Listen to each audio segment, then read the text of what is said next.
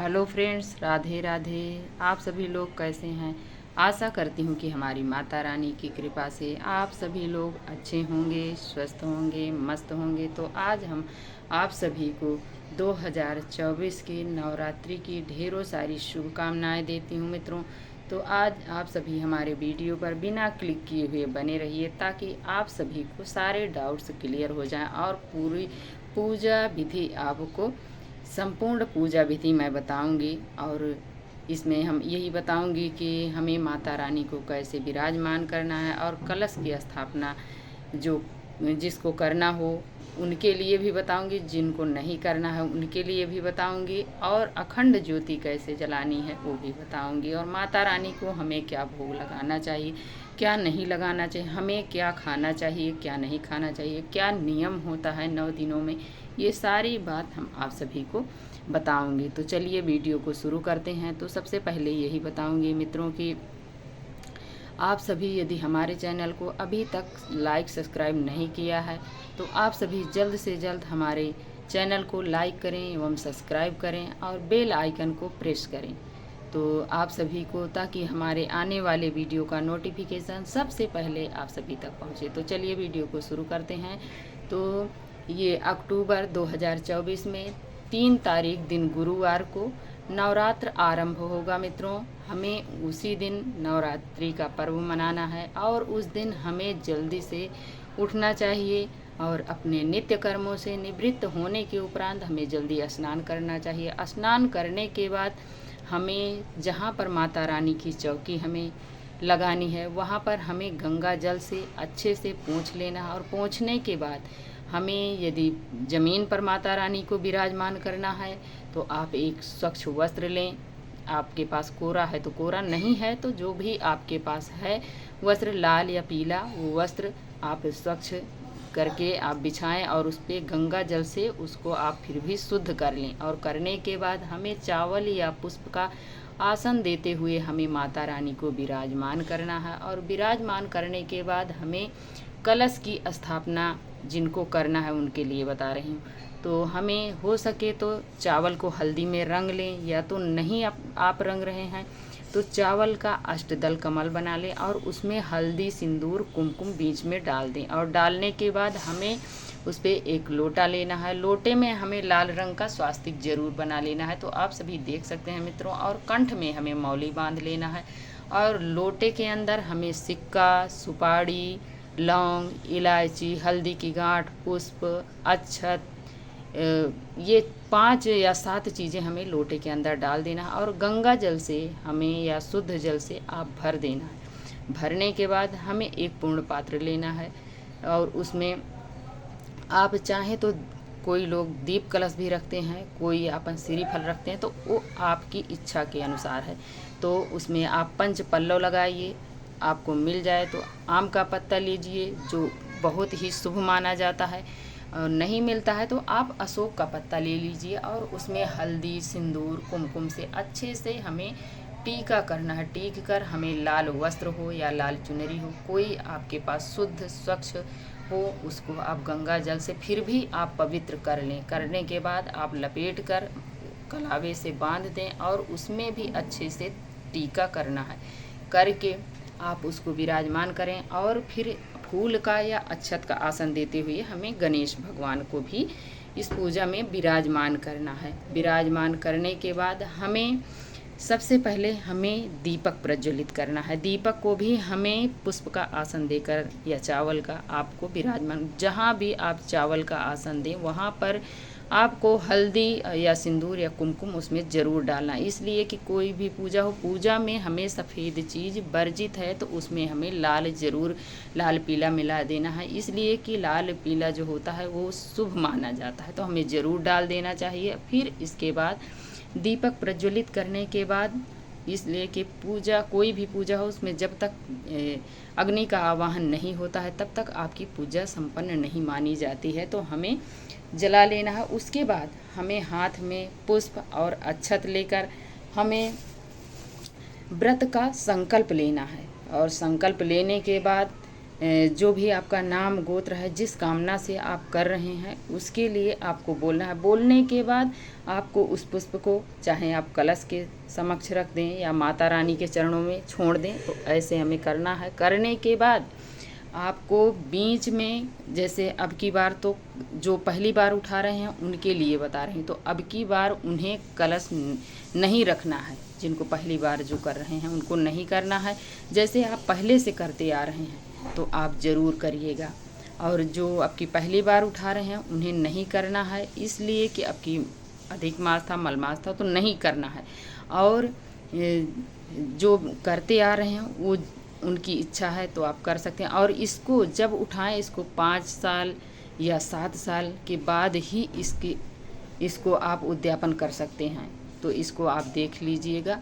और जो नहीं कलश की स्थापना कर रहे हैं वो ऐसे ही, इसलिए कि हम सभी महिलाओं की मजबूरी समझ सकते हैं, इसलिए कि हर घर में वही काम, वही बच्चे रहते हैं। पति को ड्यूटी जाना है, बच्चों को स्कूल जाना है, तो उन्हें भागम भाग रहता है। तो आप माता रानी को ऐसे विराजमान कर लें और सुबह शाम उन्हें अच्छे से गंगा जल से फ़ोटो को अच्छे से पोंछ दें। और जो पुष्प आप चढ़ाए हैं उसको हटा दें। जो पहले दिन आप चढ़ाए हैं, किसी किसी के यहाँ होता है कि जो पहले दिन चढ़ाते हैं उसको जब विसर्जित करते हैं तभी हटाते हैं, और किसी किसी के यहाँ उस माला को, उस पुष्प को रोज़ाना हटा देते हैं। तो ये आपके रीति रिवाज के अनुसार है। आप जैसे आपके घर में होता है, आपके परिवार में, तो वो आप पूछ लीजिएगा, उस हिसाब से करिएगा।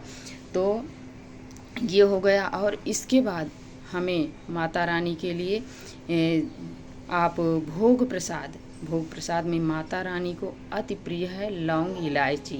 हो सके तो आप पान भी ले लीजिए। यदि नहीं हो सकता है तो आप लौंग, इलायची और मिश्री का भोग माता रानी को ज़रूर लगाइएगा। और जो आप सुबह भोग लगा रहे हैं उसको दीपक शांत होने के बाद उठा लेना है और सभी में वितरण कर देना है, और आप भी पा लीजिएगा। और इसके बाद जो फिर शाम को माता रानी को लौंग, इलायची ज़रूर लगाना है भोग में। और इसके बाद आप शुद्ध सात्विक भोग माता रानी को ज़रूर लगाना। और इसके बाद हमें गणेश भगवान को जो भी आपके पास मीठा हो, मोदक हो, लड्डू हो, और जो दूध की बनी शुद्ध मिठाई हो, वो आप गणेश भगवान को भी लगा सकते हैं। और गणेश भगवान को हमें, इसके बाद हो गया मित्रों, जब हम दीपक प्रज्वलित कर लेंगे, ये सब कर लेंगे, तो हमें सबसे पहले, यदि मैं बताने में मुझसे त्रुटि हो जाए तो आप सभी समझ सकती हैं कि कुछ न कुछ कमी तो रह ही जाती है, बहनें तो समझ सकती हैं। तो सबसे पहले हमें, इसके बाद लोटे में हमें जल लेना है। जल में आप चाहें तो पुष्प की सहायता से, नहीं दूर्वा की सहायता से आपको चौकी पे ऐसे छींटा लगाना है, हमें शुद्धिकरण करना है। तो 3 बार 5 बार आप ज़रूर कर लीजिएगा, ऐसे देख सकती हैं। तो ऐसे करने के बाद हमें फिर माता रानी को हमें तिलक करना है, वो भी सिंदूर ज़रूर हमें चढ़ाना है। तो सिंदूर लगाएं, कुमकुम लगाएं माता रानी को, और अपने कलश में भी लगाएं, अपने गणेश भगवान को भी लगाएं। और लगाने के बाद हमें गणेश भगवान को वस्त्र स्वरूप, हमें हो सके आपके पास पटका तो आप पटका ज़रूर उड़ाइए, नहीं है तो उन्हें कलावा ज़रूर समर्पित करें। और गणेश भगवान को हमें जनेऊ समर्पित करना चाहिए। तो देख सकते हैं हमने यहाँ पर जनेऊ समर्पित किया है। और फिर इसके बाद गणेश भगवान को अति प्रिय दूर्वा होती है, तो हमें ज़रूर समर्पित करना चाहिए। तो देख सकते हैं मित्रों, हमने यहाँ पर लाया है और गणेश भगवान को समर्पित किया है। फिर इसके बाद जो भी भोग प्रसाद है वो हमें लगाना है। जो आपके पास अवेलेबल है ऋतु फल मित्रों, हमें वो ऋतु फल गणेश भगवान को भी, माता रानी को भी हमें समर्पित करना है। और करने के बाद हमें माता रानी को कुछ ना कुछ तो आप सुहाग की सामग्री ज़रूर समर्पित करें। हो सके तो 16 श्रृंगार, नहीं है तो आप 5 चीज़ें या 7 चीज़ें, 9 चीज़ें माता रानी को हमें समर्पित करनी चाहिए। और माता रानी को जब भी विराजमान करें, आप एक चुनरी उनके लिए नई ज़रूर ले आएँ, उन्हें ज़रूर समर्पित करना चाहिए। तो देख सकते हैं मित्रों, हमने यहाँ पर अपनी माता रानी को समर्पित किया है। ऐसे हमें करना है, बहुत ही सरल तरीके से हमने यहाँ पर करके दिखाया है। तो ऐसे हमें ज़रूर करना है। और इसके बाद हमें धूप दीप ज़रूर जलाना चाहिए। धूप दिखाइए। और इन दिनों में हमें जो टैबलेट वाला होता है कपूर, या तो एक और होता है बड़ा बड़ा, उसको ले लीजिए। उस कपूर से हमें दोनों टाइम माता रानी का पूजन करना है। और जब भी हमें माता रानी के मंदिर में जाना है, पूजा करना है, जहाँ पर आप विराजमान किए वहाँ पर आप सभी को झाड़ू से नहीं लगाना है। वहाँ पर आप थोड़ा गंगा जल और शुद्ध जल से हमें कपड़े से पोंछा लगाना है। पोंछा लगाकर ही, शुद्ध होकर ही उस मंदिर में हमें जाना है। और यदि आप अखंड ज्योति जलाते हैं तो अखंड ज्योति के लिए बहुत बड़ा नियम होता है मित्रों। हमें उनको अकेले माता रानी को छोड़कर हमें 9 दिन तक कहीं नहीं जाना होता, हमें वहाँ पर ज़रूर रहना है। और अखंड ज्योति के लिए हमें 1.25 हाथ की बाती बनानी होती है, जो कि वो बाती जो होती है कलावे की बनाई जाती है। और बनाकर उसको बड़ा सा एक पात्र लेना होता है, जिसमें तिल का तेल, इस महीने में हमें क्वार के महीने में थोड़ा ठंडक आ जाती है, तो घी का दीपक जलाएंगे तो हो सकता है रात में वो बुझ भी जाए, इसलिए कि जम जाता है। तो हमें इन दिनों में गाय के घी का दीपक नहीं जलाना है, हमें तिल का तेल का दीपक जलाना चाहिए। इसलिए कि तिल भी कई व्रतों में भगवान को भी चढ़ता है और ये तिल को खाया भी जाता है, पवित्र फल माना जाता है। तो हमें इसका सेवन करना है। इस पूजा में हमें तिल के तेल का दीपक हमें जलाना है। और अखंड ज्योति के लिए तो हमें उसमें 200-250 ग्राम तेल ज़रूर होना चाहिए, ताकि वो चले, जल्दी जल्दी ख़त्म ना हो और जल्दी जल्दी बुते ना। और उसके लिए हमें जब भी बाती में फूल आ जाएगा उसे कैसे गिराना है, और दीपक को भी ध्यान रखना है कि उसका दीपक बुझने ना पाए। तो हमें वहाँ पर एक छोटा दीपक जला लेना है। जब उसका फूल गिराना है तो एक छोटा दीपक वहाँ पर जला के हमें रख देना है। और एक हाथ में आपको माचिस की तीली जलाकर उसके बाती के नीचे लगाए रखना है, और एक हाथ से आप नीचे कोई पात्र रख दीजिए, और एक तीली से हमें वहाँ की फूल, उस बाती का फूल गिराना है। तो ऐसे हमें नियम से उसको करना है, और किसी न किसी को वहाँ पर हमेशा रहना चाहिए।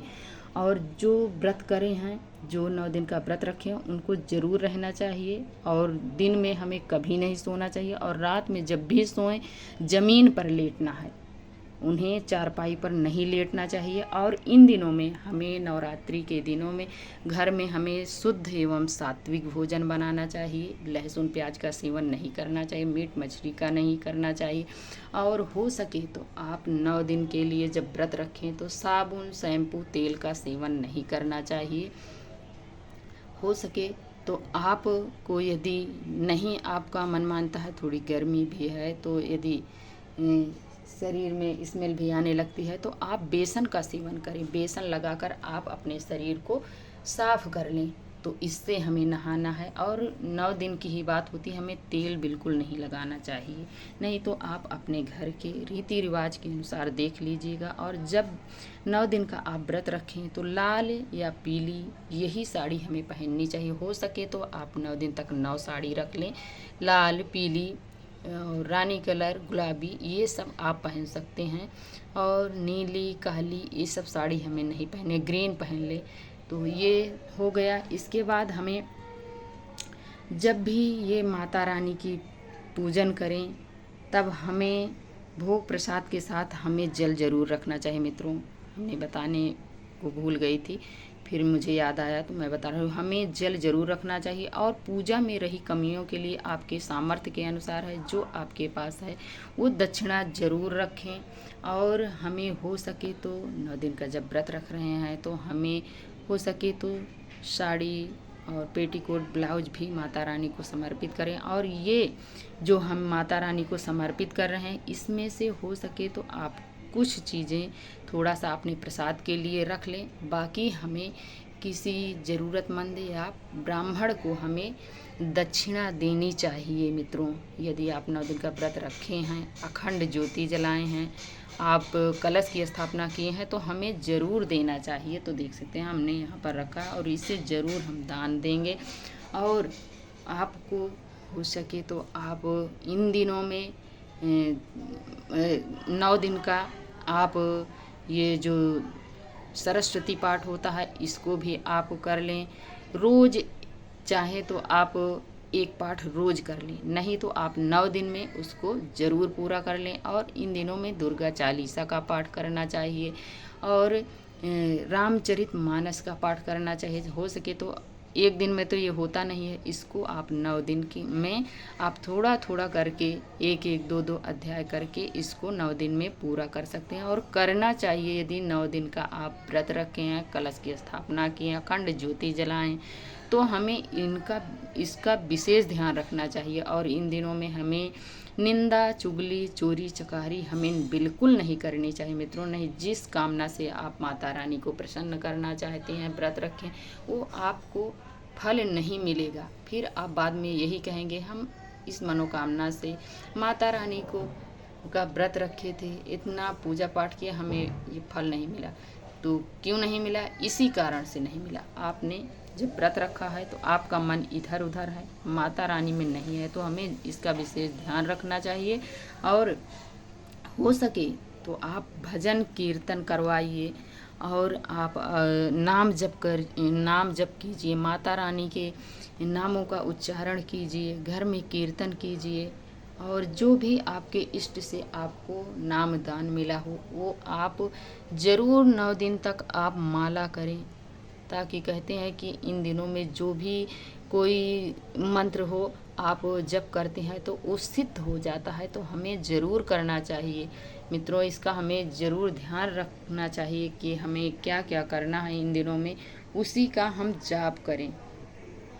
और जो कलश की स्थापना किए हैं, जो नहीं किए हैं, जब भी आप पूजा घर में आएँ तब आप शुद्ध हो के बिल्कुल आएँ।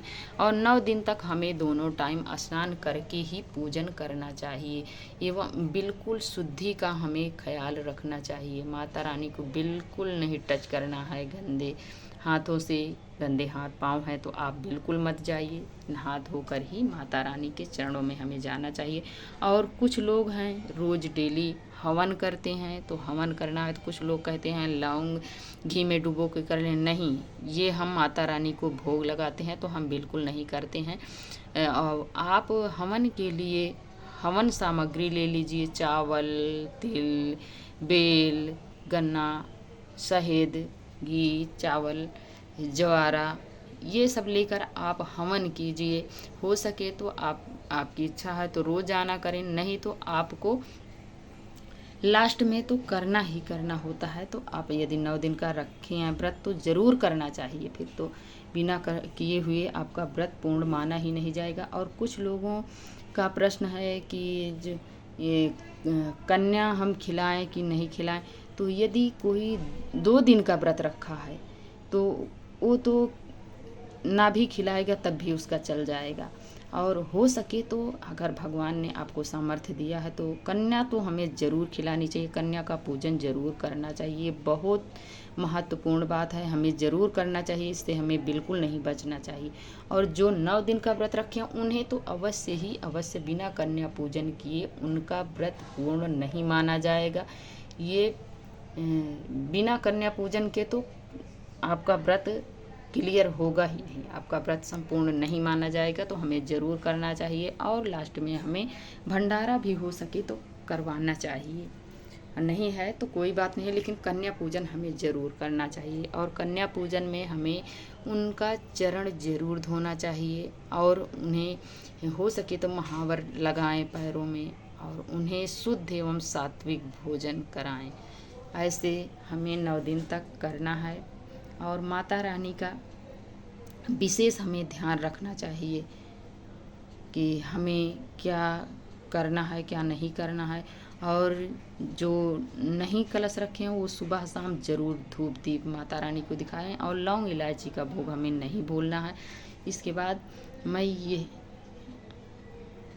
बाद जो हम ये लोटे में जल रखे हैं इसको हमें सूर्य देवता को अर्घ दे देना है। पूजा पाठ करने के बाद हमें इस लोटे को सूर्य भगवान को अर्घ देना है। और जो भोग प्रसाद लगा है उसको जब दीपक शांत हो जाए तो आपको वहाँ से उठा लेना चाहिए मीठे को, इसलिए कि वहाँ पर चींटी चींटा और कई प्रकार के कीड़े मकोड़े आ जाएंगे, तो हमें वहाँ से उठा लेना चाहिए और अभी अपने पूरे परिवार में वितरण करें और आप भी पाइए।